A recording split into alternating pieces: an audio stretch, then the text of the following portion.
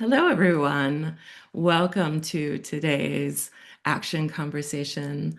My name is Adele Sholak. I am the Community Engagement Manager in the Center for Race and Gender Equity at YWCA Greater Pittsburgh. I'm going to describe myself first for our participants with low vision.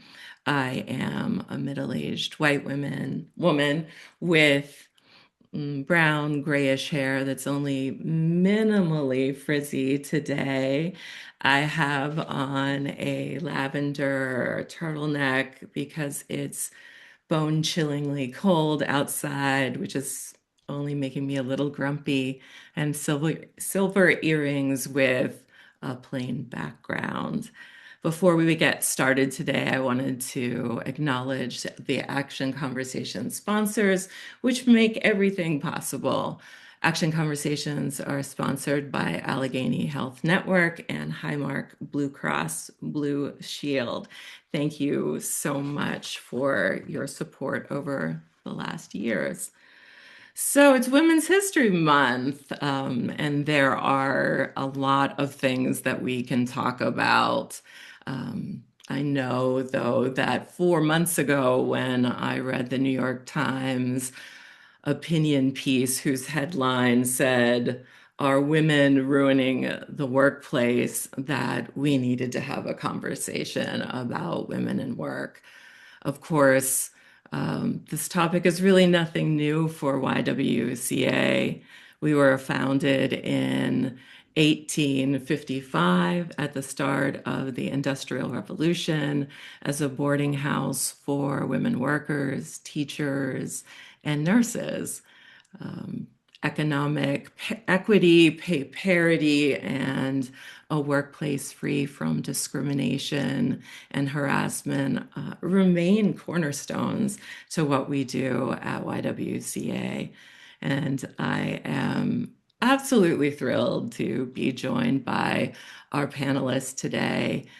Their views do not necessarily represent those of YWCA as a nonpartisan organization or our sponsors, but we welcome their expertise and their enthusiasm, their warmth and humor with great enthusiasm.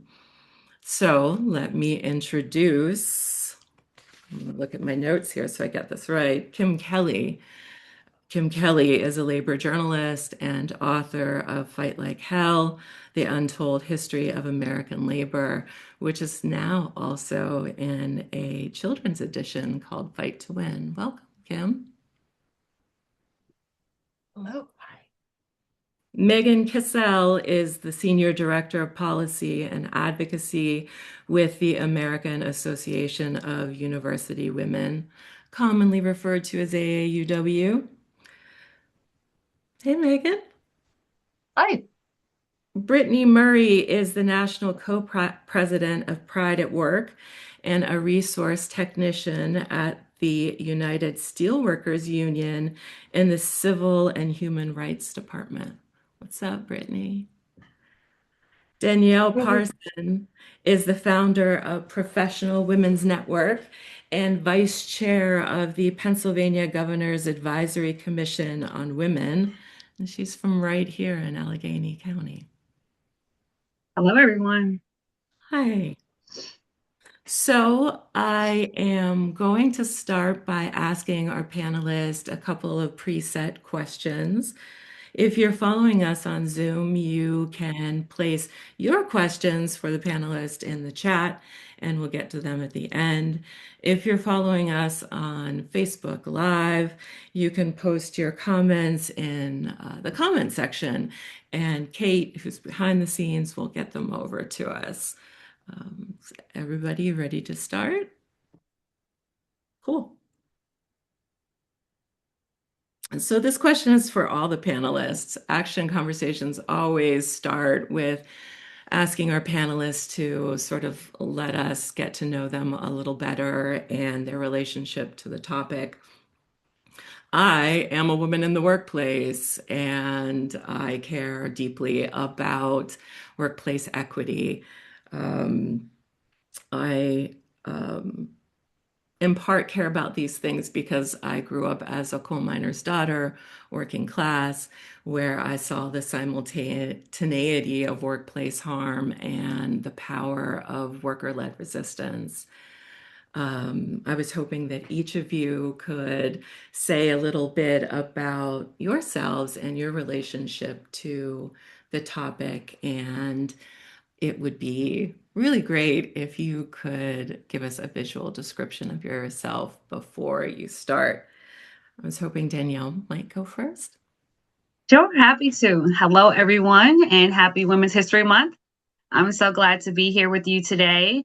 I am a Black female who uses she, her pronouns. I will be 45 this week. My hair is dark brown in a bob cut. I am wearing a maroon sweater with my PWN pin.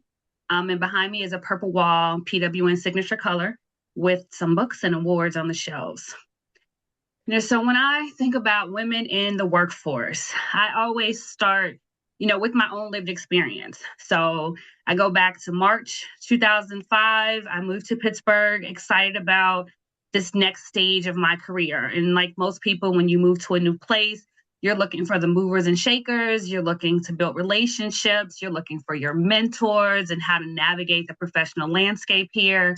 And what I quickly realized was that access to networks here in this region and access to social capital was very guarded.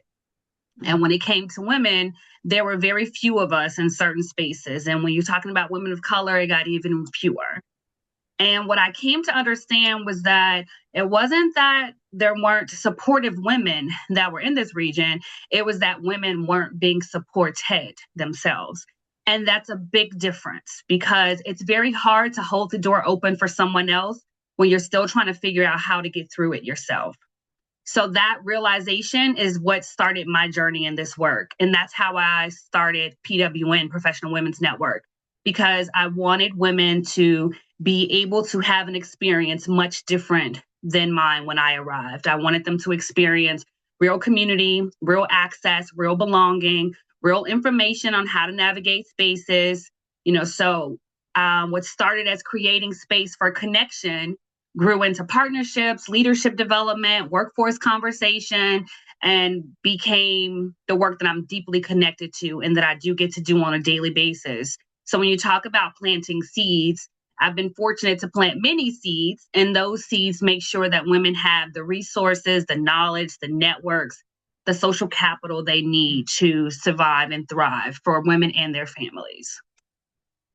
So it's all on my lived experience.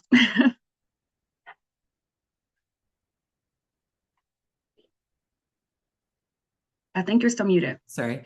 Thank you so much, Danielle. No I'm problem. I'm glad that you got the memo about us showing up and matching colors. I really appreciate that kind of solidarity in the workplace. I do my part. We all do, right? I was hoping that Megan could go next. Sure, thank you. So first, my name's Megan Cassell. I'm a white woman with blonde straight hair. Kind of like I'm a little bit older than Danielle. Uh, and for today, I'm wearing hot pink cheetah because the clouds are suddenly gone. So showing up. How I come to this, also very much from my lived experience, which uh, I grew up in Rhode Island. I went to college at Allegheny, up in Meadville. And quite frankly, I got there as a result of a lot of financial aid and a really cool work study job. After college, I, I had a real job. And then I decided that was not for me. And I was an AmeriCorps member and I worked with kids who were considered at risk for just about anything. And these were kids who had their opportunities in front of them at that moment were really different from mine. So I loved them to death. But when you choose service over salary, I also was working 3 additional jobs. So I'm really aware of what it takes to make sure that I could earn my contribution to the rent. being an AmeriCorps member, it allowed me to go to graduate school at Howard University in DC. I've been in DC since then. Um, but my graduate work is in social work, so I really do understand the economics and the power of education for women who are working. And currently, I'm in a role where I'm applying research and policy work to try to make systematic changes to tear down some of the barriers for women, both in school and in work. And I know that not everybody has the advantages that I do, and I am humbled and try to keep that centered with the work that we're doing. We love social workers around here at YW. We have a lot of them in the nonprofit sphere and definitely use the work that AUW does in our policy work. So, Kim, I was hoping you could go next. Right, it's my turn. For those that noticed my little disappearing act there, I a thing about me is my partner is the loudest man who's ever lived, and he's downstairs doing a call. So I had to go tell him to like turn the volume down a little bit. Uh, Classic work from home situation, right? But for folks who are joining, I'm a white woman. I just turned 38, whatever that means. Uh, Hopefully, I don't know. I look what do I look like? Right now I have long dark blonde hair in a braid. I have stretched lobes. I've got some blue ceramic plugs in today. I've got a couple of facial piercings. I've got uh big glasses on, so I'm blind as a bat and I'm at home. I think you can see a couple of my neck tattoos, and I've got a black long sleeve shirt on, staying on brand. And behind me is my very messy office. You can see some books, some pro-labor posters, and a bunch of nonsense. So, hi, I'm not in Pittsburgh, though I will be soon for a visit. We'll circle back to that. I'm in Philly. I am a labor reporter and author, and sometimes I get to talk to people as a public speaker. I guess that's part of my whole portfolio. Don't take myself very seriously, as you can tell by stumbling through this intro. Um, but yeah, my relation to the topic is it runs pretty deep. Not only is it my job, which is the best job in the world, to report on working people's stories and their struggles and write about labor history and just about working class life and liberation in America and elsewhere. I'm from a really rural, blue collar, working class background. Everyone in my family is either a construction worker, a steel worker, a teacher, or a non-union worker who had a much harder time, which kind of underlined things for me pretty early on, from a really rural area. And I ended up through my career in the music business, uh, ended up working at Vice, a wow, what would you even call it at this point? One of those like real like hypey mid 2000s, mid 2010s media brands in New York City. And that was a big eye opener, especially during like the 2020, 2015, 2016 era when a lot of people were suddenly paying a lot more attention to politics than had been previously. And I got to learn a whole lot about what my coworkers thought about uh, poor white people, working class people, union people in general. I didn't love what I found out. And that was a little isolating. So that kind of inspired me to get even more involved in the nascent union effort at my job. I helped organize a union there, and that kind of catapulted me into the labor world. Up until then, I never thought I would end up doing anything besides writing about heavy metal, which I still do, but it's not my primary focus anymore. Which, thus the neck tattoos. I wasn't exactly planning for all this. But yeah, ended up in the labor world, being a labor reporter, getting to meet so many incredible workers and organizers and rebels and union staff because we love most of them too. And it's really just kind of become a enormous part of my life and career and mission. And as a giant history nerd, being a sort of self-taught labor historian has been a big part of my work because I feel like we can't see where we need to go until we fully understand how we got here and who sacrificed so that we could get here. And also, I'm just nosy, so I'm always like looking for little historical details. That's why I wrote two books about it. You can find them. And I also talk a lot, so I'm gonna pull it on back and say thank you for having me and hand it back to our lovely moderator.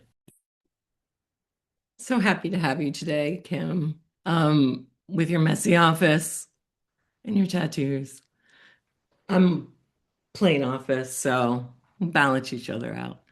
Brittany, could you go last? Sure, save the best for last. Um, Absolutely.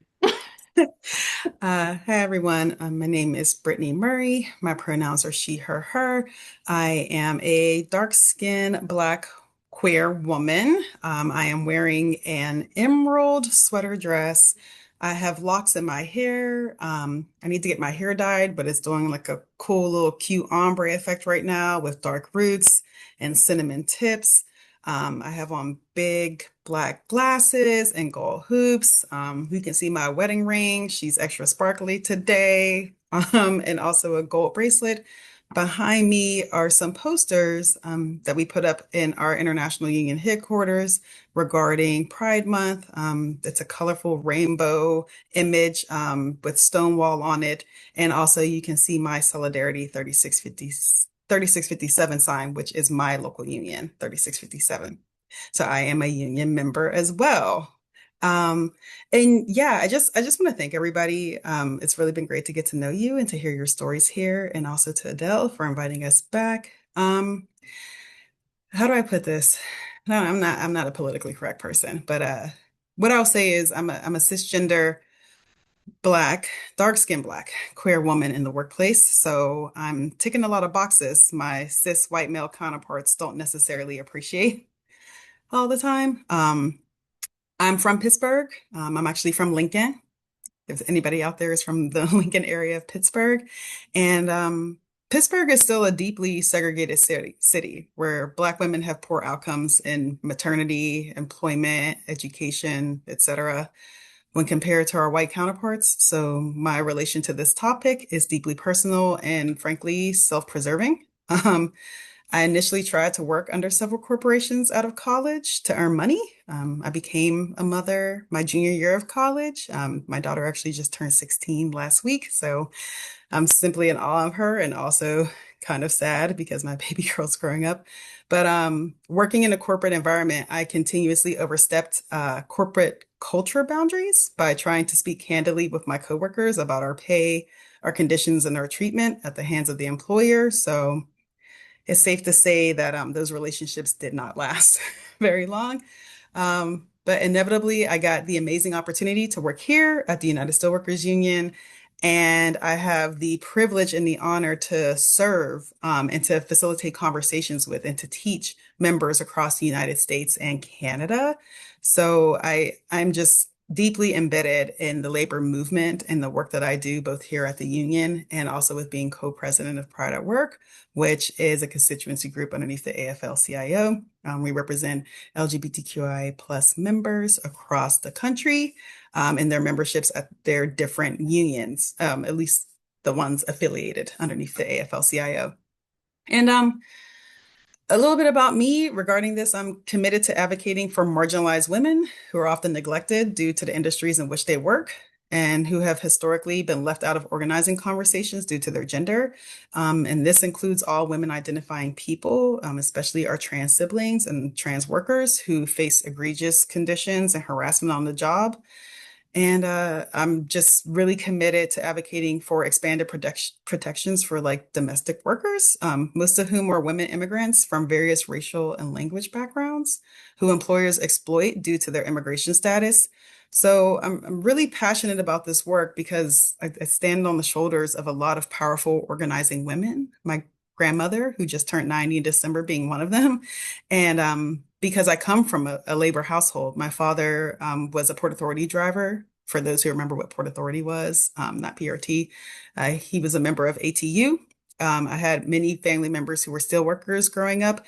And a big part of my union story is that I went from my father's medical insurance policy that he got by being in the union to my union's medical insurance policy. So a little TMI, but I've never paid a healthcare premium a day in my life. And that's the union difference. And I know that and feel that, and I'm impacted by that every time I go to a doctor's appointment or a specialist. And I want this for other working women and women identifying people, and for their children and their children's children. So that's my story.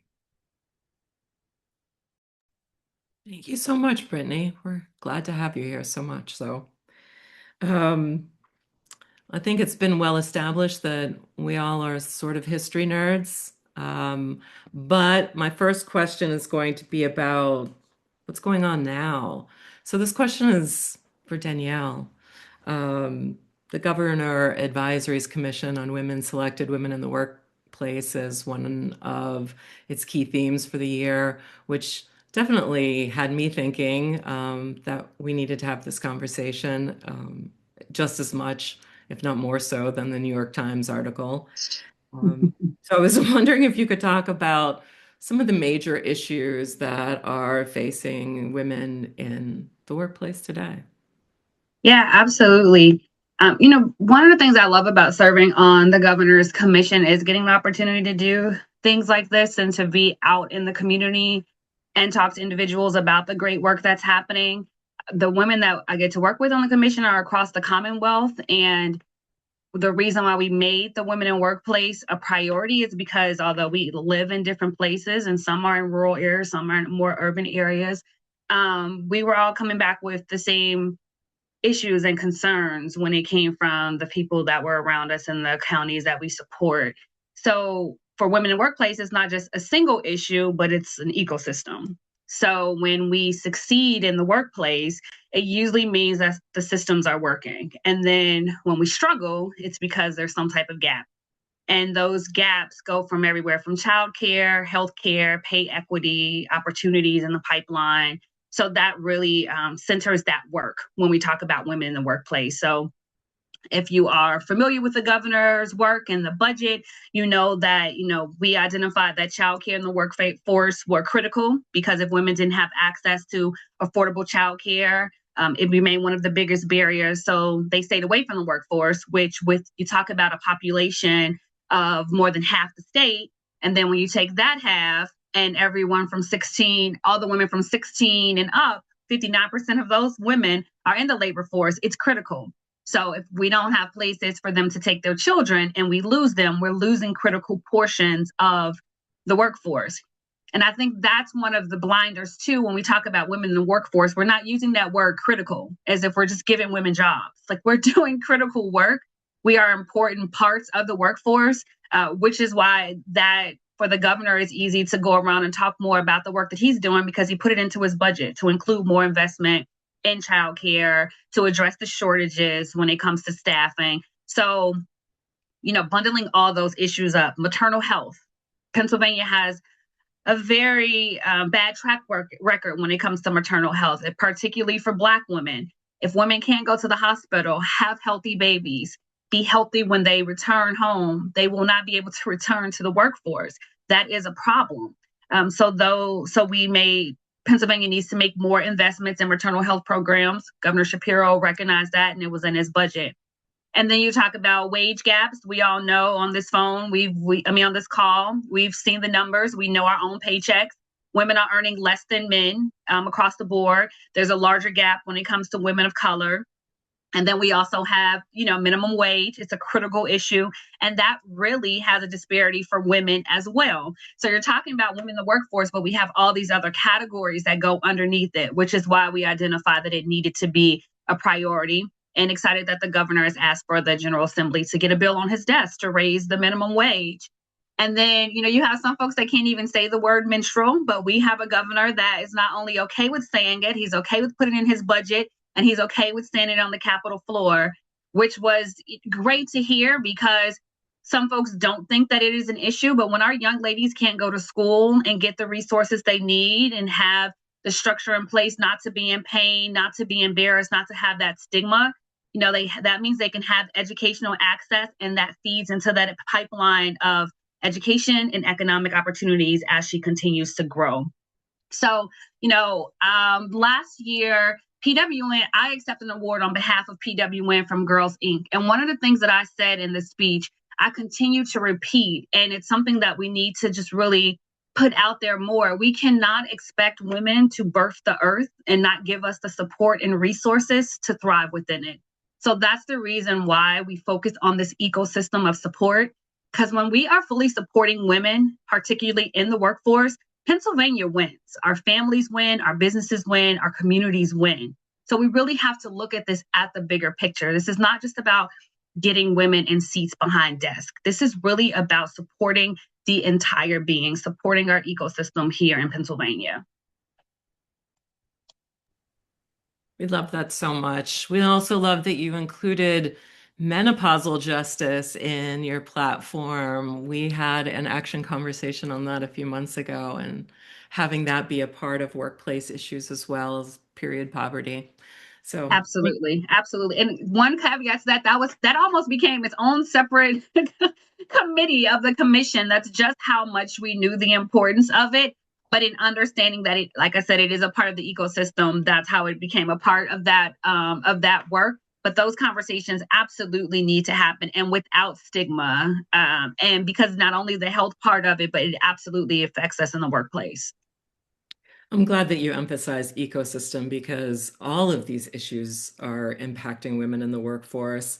You also mentioned pay parity, which is something that AUW is really a leader on and getting us our statistics that we can cite in all of our reports and really helping us with that. But Megan, I wanted to ask you today about this other thing that's sort of being seen in the media about degree reclassification and how that is an economic issue that disproportionately impacts women, and specifically women of color. Yeah, absolutely. And Brittany and I were just mentioning before this conversation that one of the hardest things as somebody who focuses on advocacy and getting people engaged and understanding what policies are impacting their lives is regulatory advocacy. This has got to be the most tedious thing that we work on, but it's incredibly important because if anybody remembers back as far as last summer and the one big beautiful bill, there was a provision that was included in the budget reconciliation. This is super wonky, and I'll actually answer your question. But there was a provision there that said, look, you know what? We're going to put some limits on how much individuals can take out in terms of graduate school loans from the federal government. So federal financial aid for grad school. So why are we so fixated on grad school? Well, you mentioned AW has done research. We can see that the economic opportunities for people, they totally increase with every single level of education. So education lifts all boats. I mean, it does not lift them equally, and we could talk about that, but it absolutely does lift all boats. So everybody improves quite a bit with a degree and with graduate degrees. So what the federal government was started last July, and then they just finished this comment period, was to say, you know what, we're going to put some caps. You can't have as much money as you need to finish your degree. And we're going to create a cap based on whether we consider your degree to be a professional degree or a graduate degree. All right, so these terms, they were already around, but it didn't really make that much of a difference because they weren't being used to limit how much money people could use for school. So, why is this even a problem? Well, one, nobody is surprised that the lower cap for graduate students, these are primarily female occupied fields. So we're talking about nursing, we're talking about social work, we're talking about education. So if you are a teacher and you want to advance in teaching, you need to get a master's degree or beyond. So now you're going to be, should this proposal go through, starting in July, anybody who's taking out a new loan for graduate school is going to be faced with a certain cap. All right, hey, the pushback was, oh my gosh, there's out of control spending on education. Right. Okay, so grad students aren't really defaulting on loans, so I'm not sure what problem we were trying to solve. But here's where the reality is. Okay, not being a stereotype, but Black women end up needing to take more in loans to pay for advanced degrees, to pay for college, to pay for advanced degrees. It's because you're coming uh, to education with less family wealth, generational wealth, less of an opportunity there. And if we're going to start saying, okay, $100,000 as a loan cap for the degree fields where a lot of women are in, that would maybe that could be okay if it actually covered the costs. This is the problem. Even at state schools, the cost of some of the graduate degrees exceeds the true cost exceeds the limits that are being put on. So what would that mean? On the surface, it doesn't mean people can't go. But the reality is, if you actually want to pay and complete your whole degree, you're actually going to be forced into the private market. So that depends on your credit history. That depends on your work history.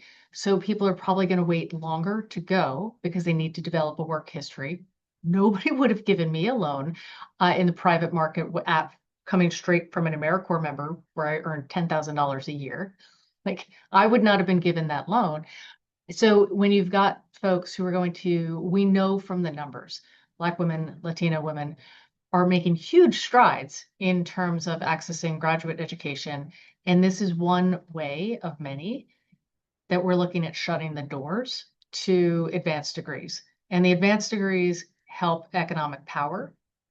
So it is all tied together.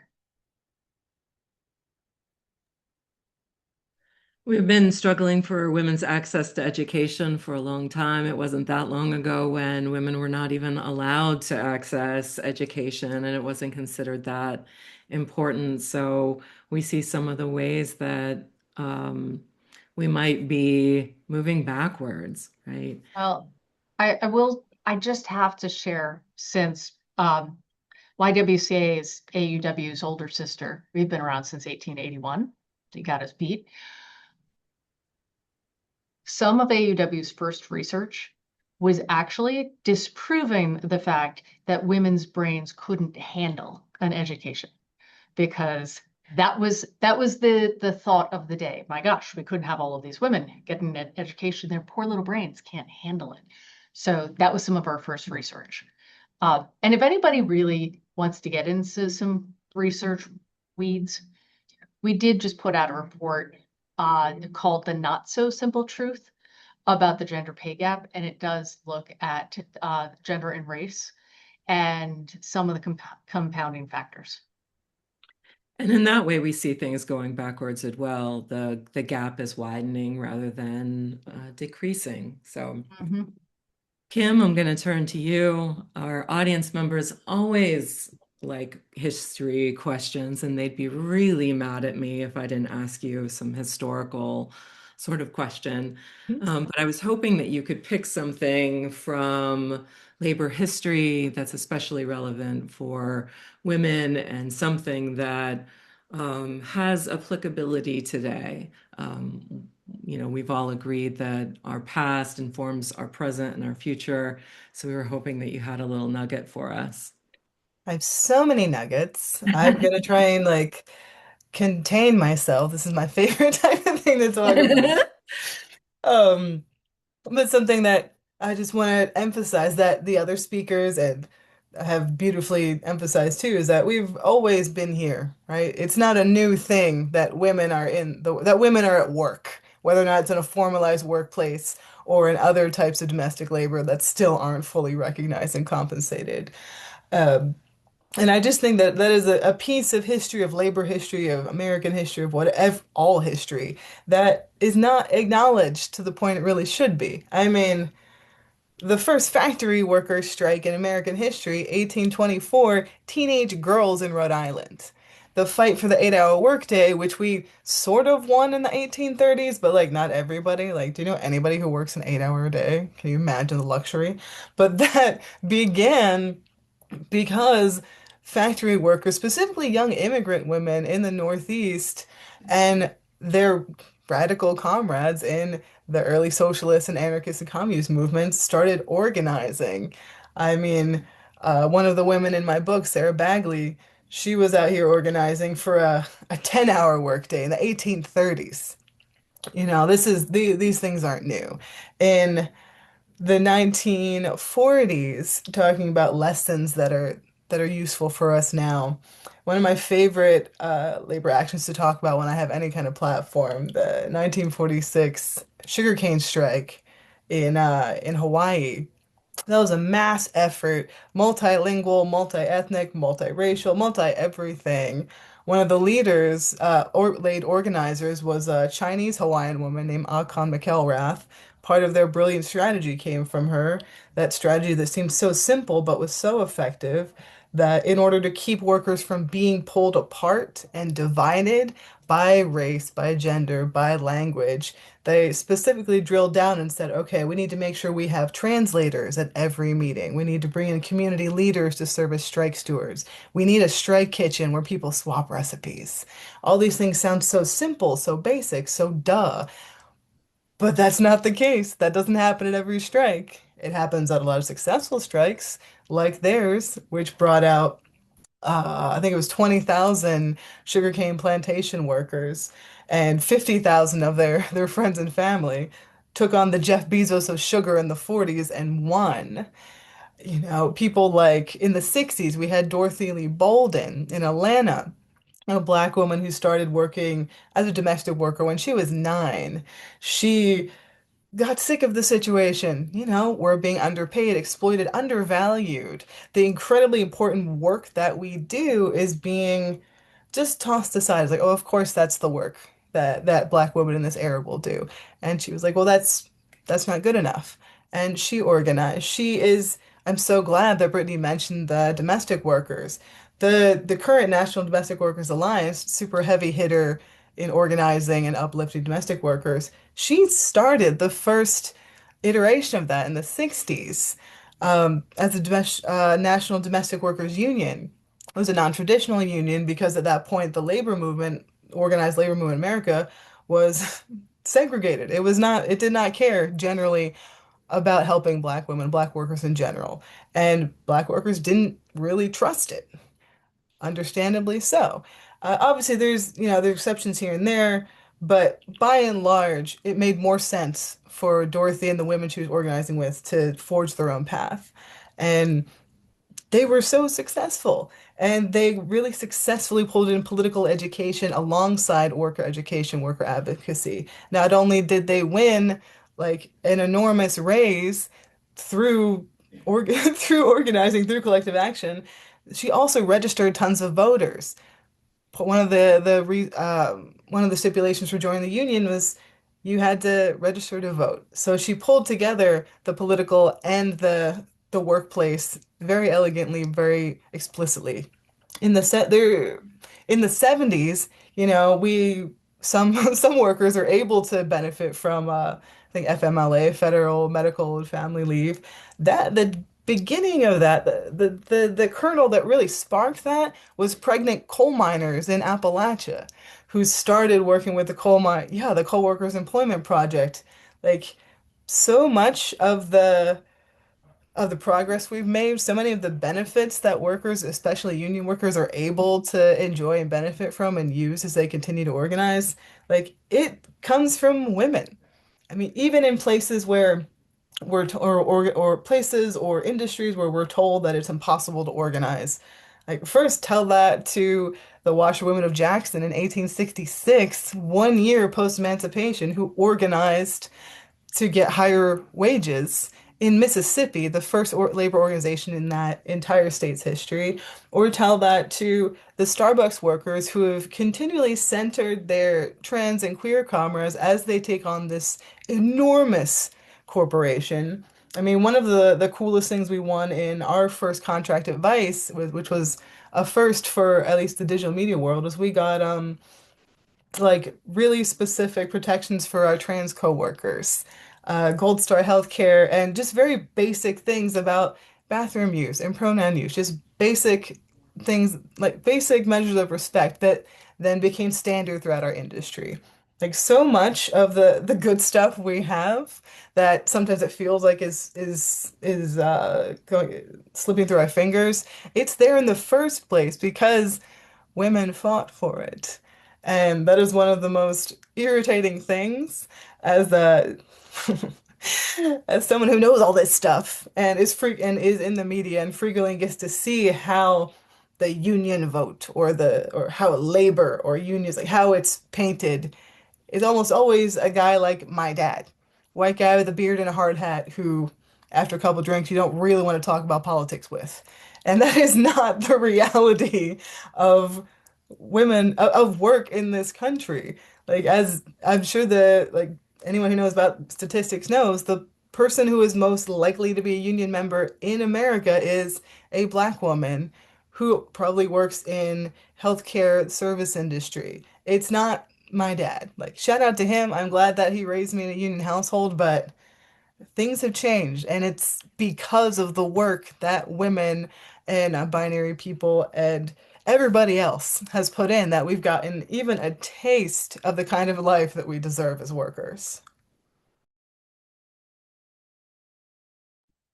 Thank you so much, Kim. And for also mentioning translation services, I want to give out a shout out to Kenya, who's here doing sign language for us as an unsung hero and some of the invisible labor that sometimes happens. We love you, Kenya. We love it when you're with us.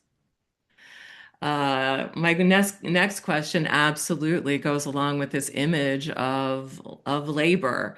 Pittsburgh is very much considered a labor history, and that image is often very white, very male, and implicitly heterosexual.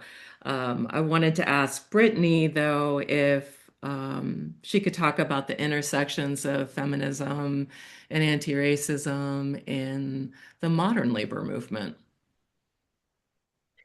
Yeah, absolutely. Thank you for this question.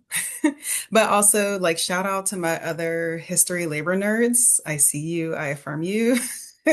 We are so cool. And also, shout out to Kenya, of whom you'll notice I'm speaking in a much slower cadence because Kenya, I would be giving you a run for your money if I spoke the way I normally do. Okay.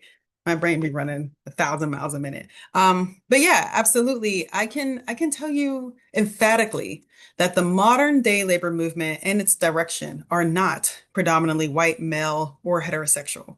Full stop. The workplaces where we are seeing the biggest organizing push and where we're winning first contracts are largely people of color. They are female and they have workers with sexual orientations and gender identities across the LGBTQIA plus spectrum. So the minorities are doing it again. As we always have done historically in this country, we are the ones that push the envelope and the needle and make it so that this nation actually rises to the aspirations it likes to put on paper. We believe in tangible action, so we're getting it done. And you can really see this transition occurring even at the very top of our labor movement's leadership with the installation of women and people of color as presidents of large unions. So point of privilege.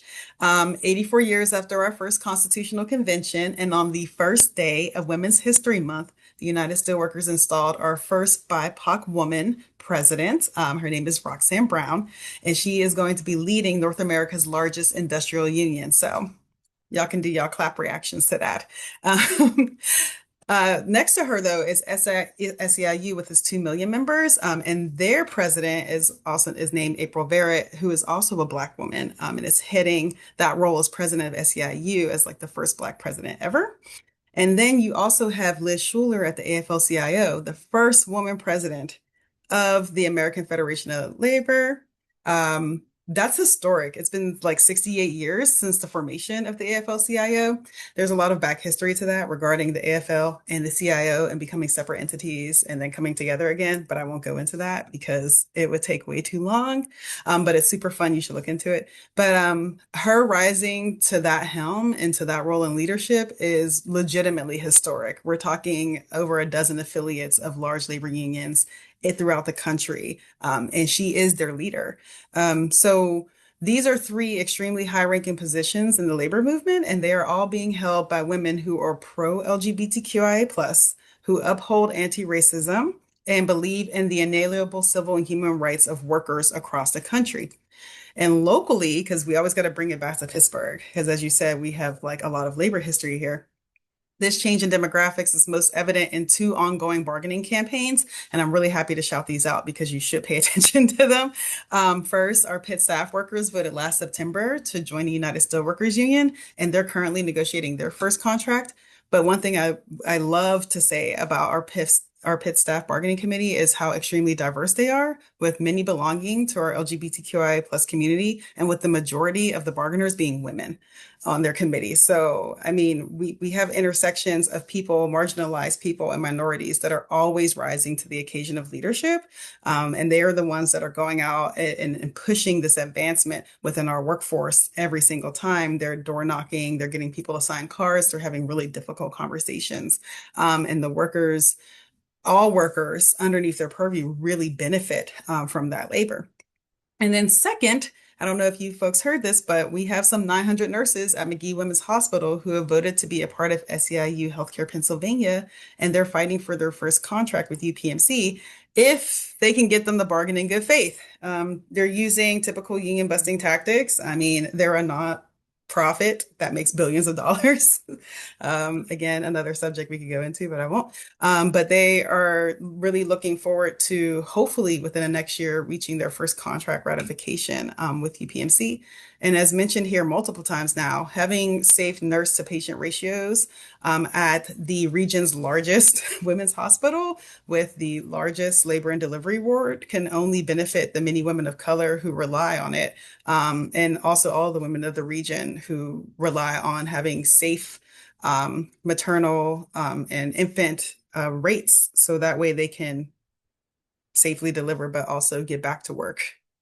There's just a lot going on there, but we really want to support our nurses because they're doing a ton of work at that hospital to uphold women across the region. And they absolutely deserve to go to work and make decent wages and have dignity and respect on the job.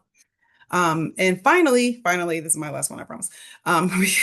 We can't discuss the intersections of feminist, anti-racist, and queer labor justice without talking about the Starbucks Workers United campaign. So thank you to Kim for speaking on that. Their bargaining committee is majority queer and trans, and they are showing the entire labor movement what it looks like to bargain for LGBTQIA plus worker justice. In our region specifically, there are 13 organized locations, but we really need to show them a lot of support because Starbucks has done a ton of union busting. Actually, the amount of millions of dollars that they've actually spent trying to bust the union could have helped with their first contract ratification. And yeah, it's just, they really need our support right now. But in short, I want to say that while this region is still wrangling with the growing demographic changes in the modern day workplace, that our marginalized workers are organizing anyways. So just wherever you see their campaigns, support them. And that's the marginalized workers making things happen is not new. That's an old thing, even though it's sort of erased from history. And we have a lot of unsung leaders making things happen for us today that we enjoy today. We're going to do a lightning round here. YWCA's action conversations are and meant to inspire action. And so I was hoping that each of you could give one tangible action that we could do to improve the lives of working women, either our own or others. So can we start with Danielle? Something, lightning round. Unmute yourself, doll.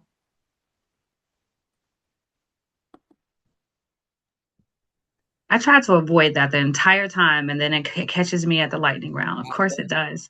Don't worry about it.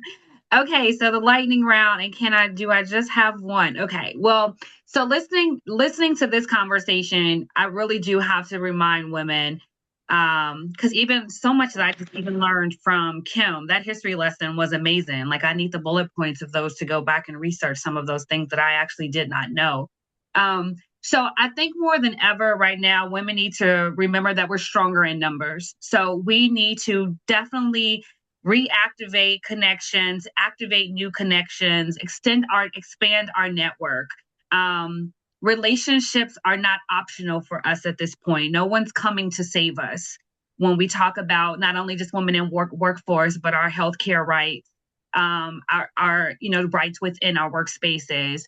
No one's coming to save us. So we have to expand our network and expand our reach and realize that we're greater in numbers and shift our mindset from competition to collaboration. There is definitely space for all of us. There's room for more than one of us. So look at that as someone else's success does not have to take anything away from my own. We need to know these stories to know how successful opportunities have happened before us so that we don't have to recreate the wheel. Just listening to everything that Brittany just said about folks that are advocating for better things in the workspace, some folks have already successfully done those things. So for women that are trying to start new initiatives, they're really not new. But if we're not tapping into our networks and the resources that we have, we would never know that. Additionally, for the Governance Commission, we want to hear from more women. So I know that you guys have already dropped the link for our State of the Women's Report. Please go in and fill that out, share it with all of your networks, widespread it. The goal of that is as we talk about these issues, we only know so much. So we want to hear directly from the folks that are out day to day and doing all the work and doing the great deeds. So please fill out that survey for us. And I'll stop there because it's lightning. It is lightning. You did a great job. Megan, what's your takeaway? What can we do? All right, so trying to keep this quick. One is we've always got to keep learning. We've got to go beyond the headlines because there are things that are shifting constantly.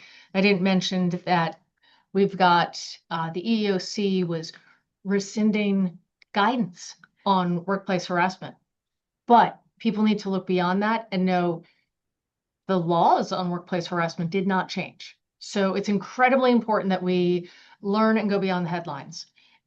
We need to join with others to what Danielle and everybody else has been saying. We will do better when we're together and we're having these open conversations. And I wouldn't be doing my job if I didn't say, and how can you take action? I mean, at a personal level, looking at pay equity, AUW's got free salary negotiation and financial literacy. Find out what those things are in your community, be empowered, and take action at the policy level because, once you've got an opportunity, let's make sure that we're opening the doors for the women behind us. And that's taking action locally at the state level and at the federal level because a lot of these things are changing behind the scenes where you can't see them. Thank you, Megan.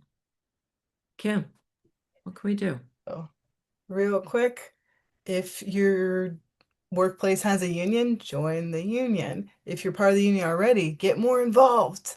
If your union leadership isn't standing up for workers the way you want to see them, if they're part of the old boys club, if they're not doing their jobs, take their jobs. You can run for a union office. I did that in my union. I caused all kinds of problems. If you're in a situation where you can't join a union or start a union because so many workers are left out of our labor laws. There's the rise of the gig economy. We know things are rough out there. Not everyone is able to join a union. That doesn't mean you can't organize and collaborate with other poor people, other working class people, and make things better. You can organize your block. You can get involved in mutual aid in your neighborhood. You can stop by the local library and see what kind of program they have going on. There really is something for everyone. And something that I say, not just because I'm a labor reporter, is that every story is a labor story, which kind of means that every issue is a labor issue, whether that's helping your unhoused neighbors or making sure kids are fed or making sure the kids in your school district aren't being harassed and bullied for who they are. Like it's all connected. And even if you can't be out there on a picket line, you can absolutely find a different way to get involved and to support and just get us all a little bit closer to the world that we've been fighting for so long. There's always something to do, and there's always a place for people that want to do it. Definitely. I named this panel Women in the Workforce because we are a force. So that's echoed throughout Megan, Kim, and Danielle. Brittany, do you have some things we could do? I do. And I'm going to try to go fast, but not too fast because I know Kenya is over there doing incredible work. So thank you again. So as I stated in my opening remarks, I'm committed to advocating for domestic and gig workers as they face an onslaught of attacks regarding their workers' rights in 2026. And unfortunately, under this current administration, the Trump administration, the Department of Labor is proposing to reverse a 2024 Biden era rule which expanded protections for domestic and gig workers by creating an economic reality test, that's what it's called, to classify them as employees versus independent contractors. And in reversing this rule, that would mean that many third-party home care workers, delivery workers, construction workers would become exempt from minimum wage and overtime, as they would be exempted from the protections underneath the Fair Labor Standards Act. So the change in the rule will also impact workers' coverage under the Family Medical Leave Act and the Migrant and Seasonal Agricultural Workers Act, because both incorporate the FLSA's scope of employment. So that's really important for people to understand. And frankly, this is just going to lead to greater exploitation of a class of workers who are currently navigating community-wide deportations and will also lead to even greater wage theft. They already deal with so much wage theft. And it will also be economically ruinous for folks performing services that the public and some of our most vulnerable, like our elderly and disabled folks, that they rely on to heavily function and like to survive. So the rule hasn't gone through yet, and it is in the period of public comment, which has been extended until April 28th, 2026. So I know that Kate is going to post the link for public comment to the Department of Labor. It'll be in the upper right-hand corner. I think it's green, but you can just put in a public comment. So far, there's only 200. There are millions of workers. We need to like get anybody and everybody who wants to post about this, comment about this, to uplift the campaigns against this rule so that way folks can maintain the current economic testing parameters and how they're weighted. Very long and arduous conversation there, but just know that if you click that link and you put in a public comment and you tell them that you do not want to see this, that they are forced to read it. So at the very least, like, you could put anything in there. You could put thousands of like so much text and just make them read it. But finally, please, just this one last thing. Please join the Starbucks Workers United this upcoming Saturday during their National Day of Action. They're asking the public to stop buying Starbucks and to delete the app on March 21st. You can also sign on to their No Contract, No Coffee pledge at nocontractnocoffee.org. And I think that link's also in the chat. And that's all I got. I loved this diverse panel, the specifics, the history lesson, the larger issues of being united and sisterhood. And we thank you very much to all the panelists for being here today with us. Thank you to Kate and Divine, who are behind the scenes, making the chat a robust place. And thank you to our sponsors, Allegheny Health Network and Highmark Blue Cross Blue Shield. Next month, we're taking a break for Action Conversations. We hope that you'll join us with our our Until Justice Just Is challenge. And we'll see you again with Action Conversations in May. Thank you so much. It's been so fun being with you here today. And thanks to the audience members. Love, Vians.